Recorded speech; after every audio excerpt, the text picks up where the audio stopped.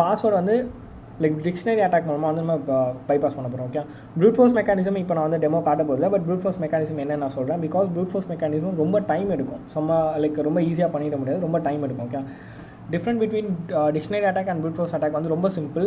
உங்ககிட்ட வந்து ஒரு set of password text files இருக்குது. அதாவது வந்து இந்த மாதிரி பாஸ்வேர்ட்ஸ்லாம் அவங்க யூஸ் பண்ணியிருப்பாங்க, நான் ஒரு பர்சன் வச்சு கெஸ் பண்ணியிருக்கேன், இந்த மாதிரிலாம் அவங்க யூஸ் பண்ணிக்க சான்ஸ் இருக்குது அப்படின்னா அந்த வேர்டு லைக் அந்த லிஸ்ட்டு மட்டும் நம்ம கொடுத்துட்டு மேட்ச் பண்ணி பார்க்கலாம். இந்த ஆஷோட இந்த ஆஷ் மேட்ச் ஆகுதான்னு சொல்லிட்டு செக் பண்ணி பார்ப்போம். அது ஒரு வே.